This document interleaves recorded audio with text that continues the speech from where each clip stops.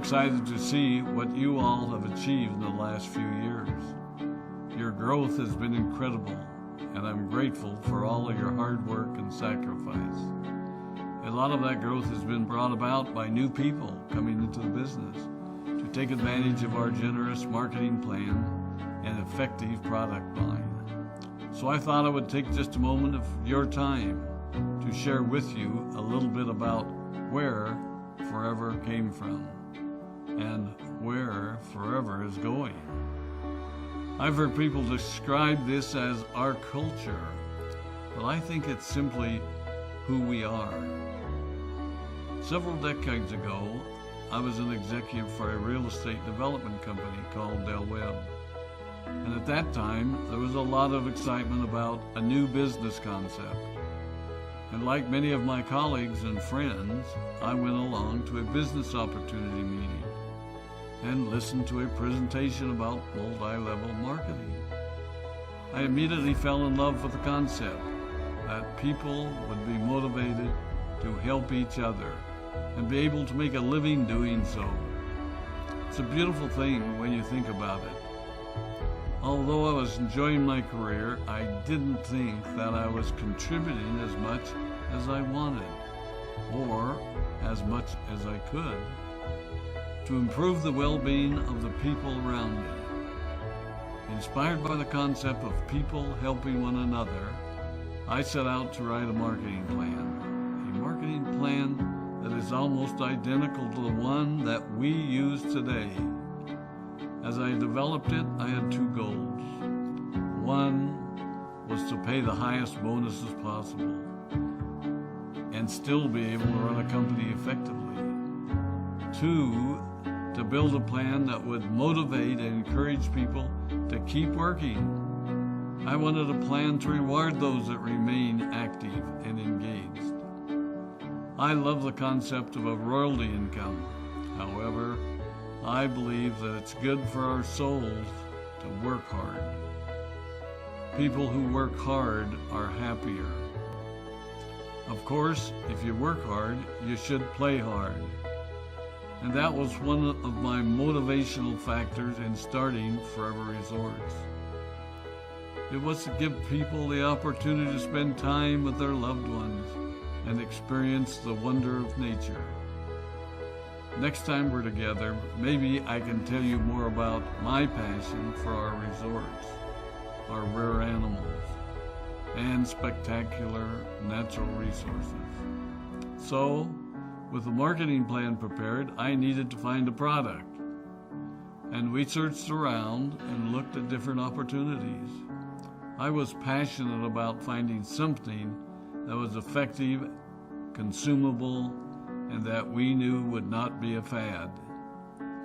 During my search, I met a group of doctors who had developed a method of stabilizing aloe vera. They convinced me of its efficacy, and we began testing the product, and were amazed by the results. We were in business. We had a fair and balanced marketing plan, a consumable, effective product, and the third ingredient, an absolute conviction that we could make a difference in the lives of the people around us. And while it might have been a bit presumptuous, we honestly believed that we could make a difference in the world. We put in generous return policies, customer service incentives, and began to build this business based on the principle of being nice to one another and helping others. The success was incredible, and we grew rapidly until Christmas of 1982. I was sitting at home with the family, and the phone rang. They informed me that there had been a freeze at our aloe plantations in Texas, and that all of our aloe was destroyed. I immediately went to the airport and flew to South Texas to see what we could do. I hoped and prayed that when I arrived, what I saw would be better than the news I had received. But that wasn't to be the case. We had no aloe, and the business immediately began to suffer. There were some FBOs that left, but more importantly, there were those that stayed. It was a tough time for us. We put everything on the line to stay in business, and there were many sleepless nights. But we were convinced that what we were doing was right. We decided that this would never happen to us again. We flew out to the Dominican Republic and purchased as much land as we could, and began planting aloe in one of the safest weather zones in the world. In addition to the acres of plantations in the Dominican Republic, we now have plantations in Mexico and South Texas. It was a tough lesson to learn. But during the tough times, we became stronger and we grew the most. We grow roots that strengthen us and help us to overcome the challenges and obstacles that life throws at us. I have learned that solid principles and core beliefs do not have a sell-by date. It is never old-fashioned or out of style to be nice to each other, to honor your commitments, and to treat people how you would wish to be treated. I recognize that many of you might not have heard about our beginnings, as you are new in the company. I am thrilled that you're part of our forever family, but I ask you to be mindful of the foundation upon which this company has been built. Forever was built on the principles of paying the highest bonuses possible, providing the most effective and highest quality of product, and empowering people to serve one another. There are no shortcuts to success in our business.